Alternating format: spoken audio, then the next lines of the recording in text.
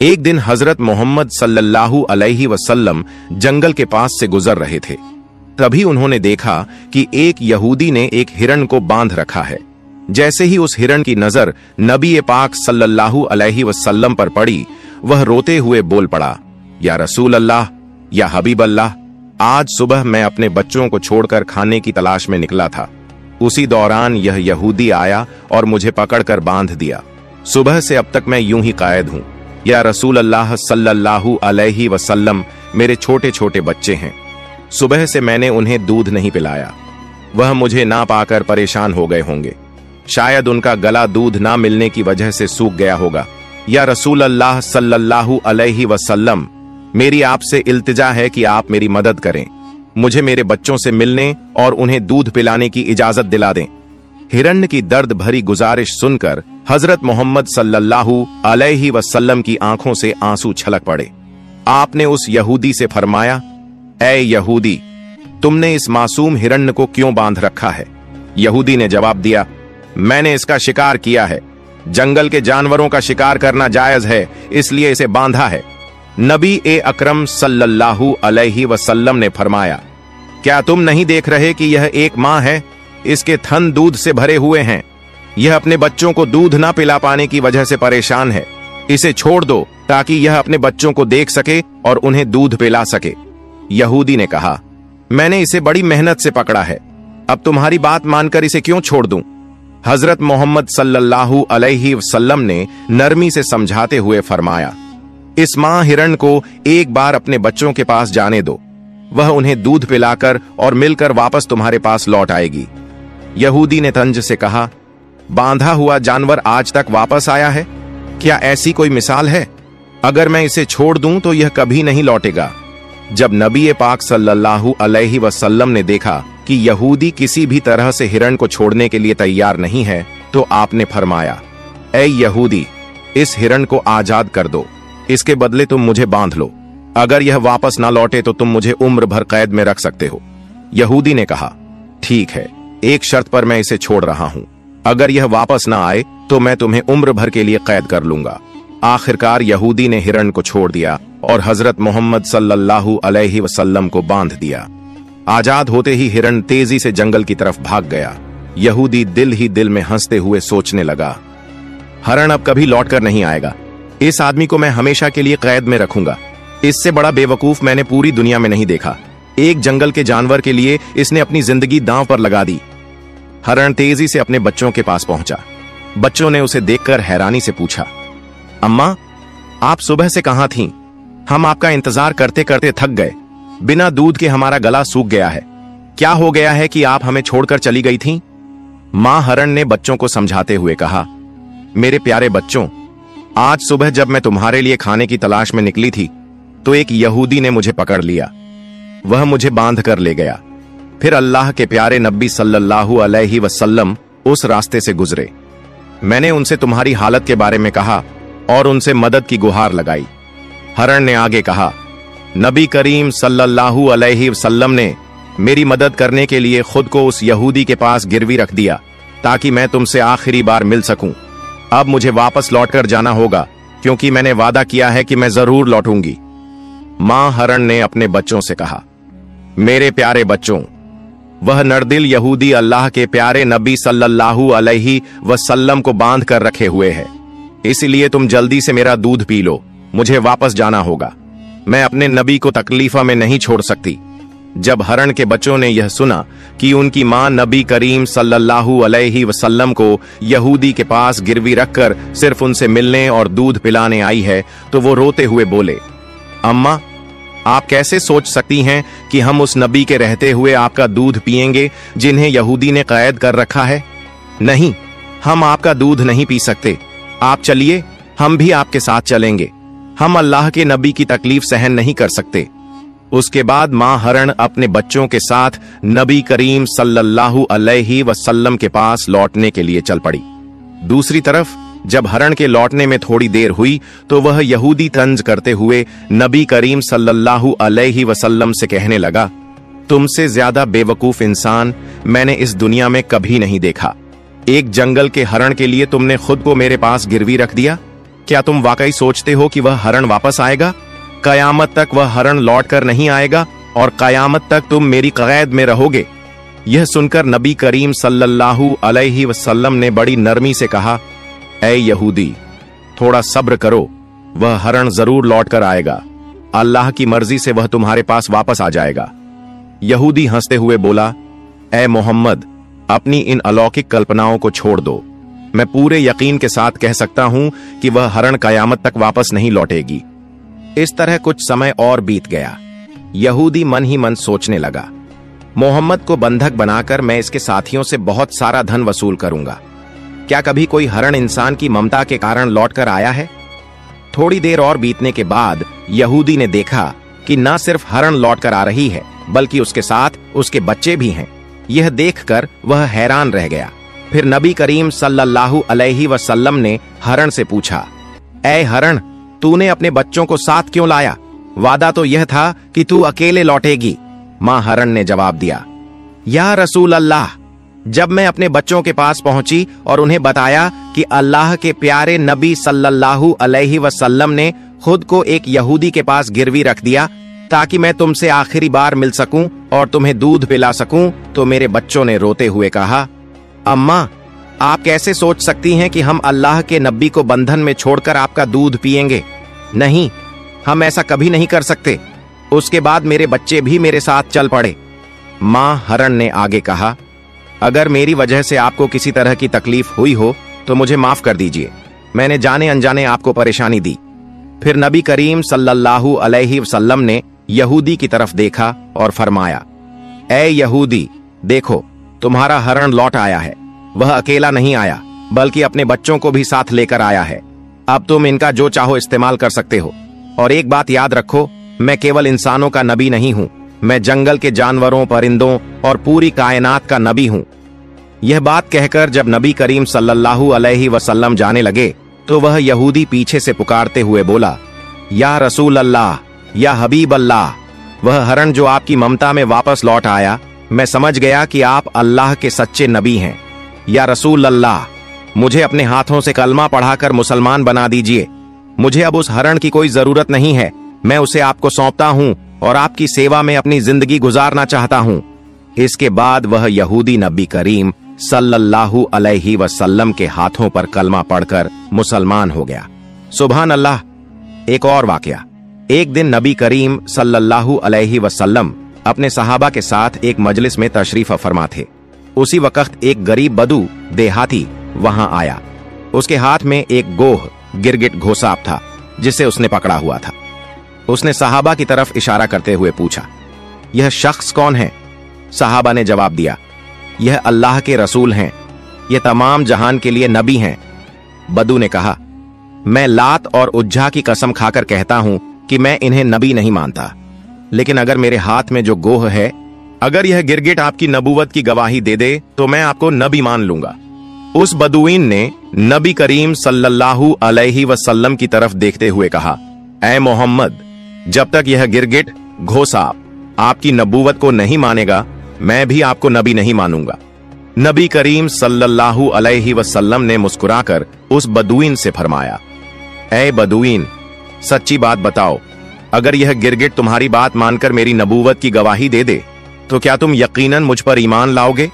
बदुईन ने जवाब दिया, अगर यह वाकई हुआ तो मैं निस्संदेह आपको नबी मान लूंगा और आप पर ईमान ले आऊंगा। तब अल्लाह के रसूल सल्लल्लाहु अलैहि वसल्लम ने फरमाया, तो फिर तुम इस गिरगिट को छोड़ दो। बदुईन ने हुक्म के मुताबिक गिरगिट को छोड़ दिया। फिर नबी करीम सल्लल्लाहु अलैहि वसल्लम ने गिरगिट को पुकारा, ऐ गिरगिट, हमारे पास आ और जवाब दे। जैसे ही नबी करीम ने गिरगिट को पुकारा, वह गिरगिट सबकी समझ में आने वाली शुद्ध अरबी जबान में बोलने लगा, लब्बैक या रसूल अल्लाह, मैं आपकी सेवा में हाजिर हूं और आपकी मदद के लिए उपस्थित हूं। सभी लोग यह सुनकर दंग रह गए और जान गए कि यह अल्लाह का करिश्मा और चमत्कार है। फिर नबी करीम सल्लल्लाहु अलैहि वसल्लम ने उससे पूछा, जिसने जन्नत में रहमत और जहन्नम में अजाब बनाया है, बता वो कौन है? गिरगिट ने जवाब दिया, वो अल्लाह है। फिर नबी करीम सल्लल्लाहु अलैहि वसल्लम ने पूछा, ऐ गिरगिट, मैं कौन हूं? गिरगिट ने कहा, आप अल्लाह के रसूल हैं। जो भी आपकी नबूवत को स्वीकार करेगा वो सफल होगा और जो आपको झुठलाएगा वो नाकाम रहेगा। फिर नबी करीम सल्लल्लाहु अलैहि वसल्लम ने उस गरीब बदुइन की तरफ देखा और फरमाया, अब क्या तुम्हारे दिल में मेरी नबूवत के बारे में कोई संदेह बाकी है? बदुइन ने कहा, या रसूल अल्लाह, या हबीब अल्लाह, जिस गिरगिट ने आपकी नबूवत की गवाही दी है उसके बाद शक करना मेरी औकात में नहीं है।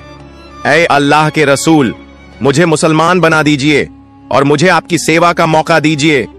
उसके बाद वह बेज़बान बदुइन नबी करीम सल्लल्लाहु अलैहि वसल्लम के हाथों में हाथ देकर कलमा पढ़कर मुसलमान हो गया। सुभान अल्लाह। एक दिन अब्बू जहल, अली आईबीएन मुगीरा और अकरमा आईबीएन अब्बू जहल जैसे काफिरों ने नबी करीम सल्लल्लाहु अलैहि वसल्लम से कहा, ऐ मोहम्मद, जो चांद आकाश में दिखाई दे रहा है, अगर तुम उसे 2 टुकड़ों में बांटकर दिखा सको तो हम तुम्हारे ऊपर ईमान लाएंगे और इस्लाम को स्वीकार कर लेंगे। अगर तुम उसे 2 टुकड़ों में बांटकर दिखा सको तो हम तुम्हारे ऊपर ईमान लाएंगे और इस्लाम धर्म स्वीकार कर लेंगे। तब नबी अकरम सल्लल्लाहु अलैहि वसल्लम ने उनसे पूछा, अगर मैं सच में आसमान के चांद को 2 टुकड़ों में बांटकर दिखा दूं तो क्या तुम मुझ पर ईमान लाओगे और अल्लाह को अपना रब मानोगे? उन्होंने कहा, पहले हमें चांद को 4 टुकड़ों में बांटकर दिखाओ। अगर तुम ये कर सको तो हम निश्चित ही तुम पर ईमान लाएंगे, अल्लाह को अपना रब मानेंगे और तुम्हें नबी के तौर पर स्वीकार करेंगे। तब नबी पाक सल्लल्लाहु अलैहि वसल्लम ने अपने रब अल्लाह रब्बुल आलमीन से दुआ की, ऐ अल्लाह, तू आसमान के चांद को 2 टुकड़ों में बांट दे। फिर अल्लाह ने अपने महबूब की दुआ कबूल कर ली। नबी अकरम सल्लल्लाहु अलैहि वसल्लम ने अपनी उंगली से चांद की तरफ इशारा किया और एक ही पल में चांद 2 टुकड़ों में बांट गया। चांद के दोनों टुकड़े इतने दूर दूर हो गए कि उनके बीच में हीरा पर्वत, माउंटेन ऑफ हीरा, नजर आने लगा। ये मंजर काफिरों ने अपनी आंखों से देखा। फिर नबी करीम सल्लल्लाहु अलैहि वसल्लम ने उनका नाम ले लेकर पुकारा, ऐ अबू जहल, तुम गवाह बनो। ऐ अली इब्ने मुगीरा, तुम गवाह बनो। ऐ राज इब्न आयल, तुम गवाह बनो। मैंने तुम्हारी शर्त के मुताबिक आसमान के चांद को 2 टुकड़ों में बांट दिया है। अब तुम लोग अपनी बात निभाओ, अल्लाह को रब मानो और मुझे नबी के तौर पर स्वीकार करो। मगर काफिर हंसते हुए कहने लगे, ओ मोहम्मद, अब तक हम ये समझते थे कि तुम्हारे पास सिर्फ इस धरती की चीजों पर जादू करने की ताकत है, लेकिन अब तो हम देख रहे हैं कि तुम आसमान के चांद पर भी जादू कर सकते हो। तुम्हारी तरह इतना बड़ा जादूगर हमने कभी नहीं देखा। और याद रखो, हम कभी किसी जादूगर को नबी नहीं मान सकते।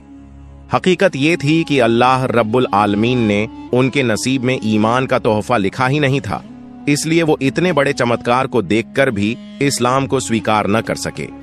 इस खास मौजज़े के बारे में अल्लाह ने सूरत उल कमर में इरशाद फरमाया है, कयामत करीब आ गई है और चांद फट चुका है। एक और वाकया, एक मर्तबा जब नबी पाक सल्लल्लाहु अलैहि वसल्लम जंग से लौट रहे थे तो एक दरख्त की छांव में आराम फरमा रहे थे। उनकी तलवार पास में रखी थी। उसी वक्त उनका एक दुश्मन वहां आ गया।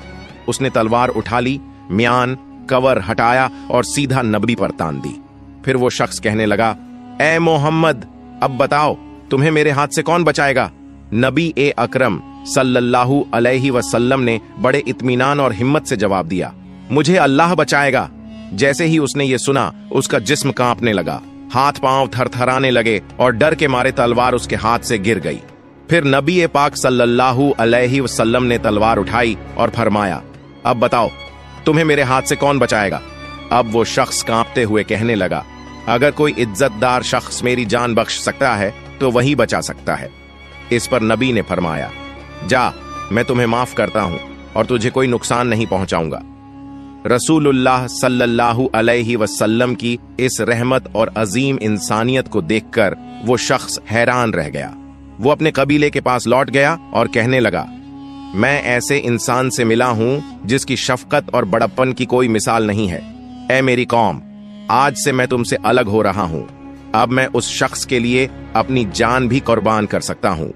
फिर वो शख्स नबी पाक सल्लल्लाहु अलैहि वसल्लम के पास वापस आया और अर्ज किया, या रसूलुल्लाह, मुझे मुसलमान बना दीजिए और मुझे आपके कदमों में सेवा करने का मौका दीजिए। फिर नबी अकरम सल्लल्लाहु अलैहि वसल्लम ने उसे कलमा पढ़ाया और वो शख्स मुसलमान हो गया। सुभान अल्लाह। प्यारे दोस्तों, एक दफा का जिक्र है, जब इस्लाम की दावत मदीना मुनव्वरा तक पहुंची तो सुमामा नाम का शख्स हजरत मोहम्मद सल्लल्लाहु अलैहि वसल्लम का बहुत बड़ा दुश्मन बन गया। उसने मुसलमानों को बहुत तकलीफें दी और इस्लाम को रोकने की बहुत कोशिशें की, लेकिन एक दिन वो मुसलमानों के हाथों गिरफ्तार हो गया। मुसलमानों ने उसे मदीना मुनव्वरा लाकर मस्जिद ए नबवी के एक स्तंभ से बांध दिया। रसूलुल्लाह सल्लल्लाहु अलैहि वसल्लम जब उसे बांधा हुआ देखकर पास आए तो फरमाया, अब तुम हमारे कब्जे में हो, बताओ तुम्हारे साथ क्या सलूक किया जाए।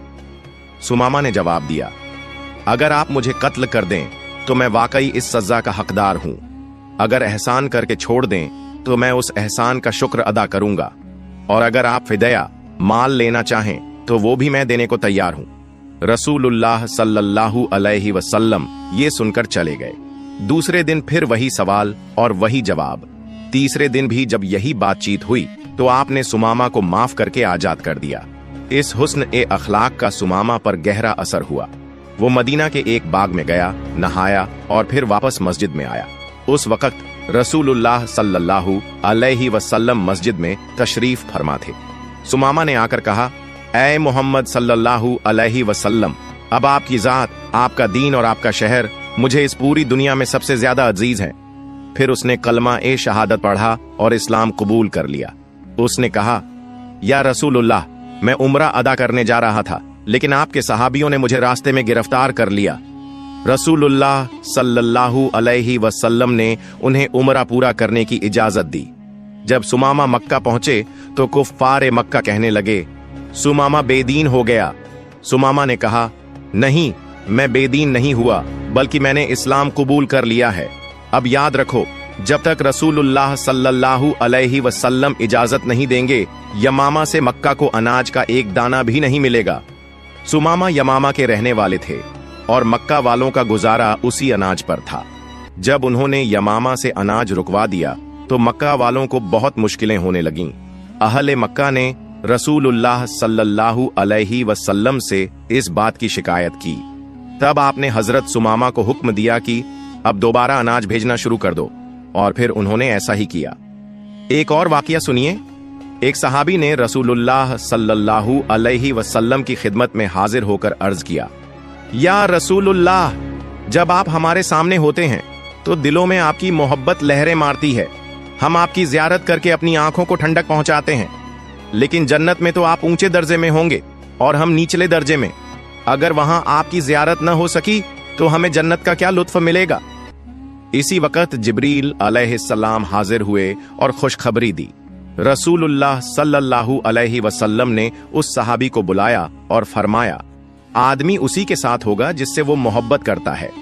सहाबा किराम कहते हैं, ईमान लाने के बाद हमें किसी और बात से उतनी खुशी नहीं हुई जितनी इस हदीस से हुई, क्योंकि अब हमें यकीन हो गया कि आखिरत में हमें हजरत मोहम्मद सल्लल्लाहु अलैहि वसल्लम का साथ मिलेगा। प्यारे दोस्तों, अगर आपको ये वीडियो पसंद आई हो तो इसे लाइक करें, चैनल को सब्सक्राइब करें और मिलते हैं अगली वीडियो में। फई अमानिल्लाह।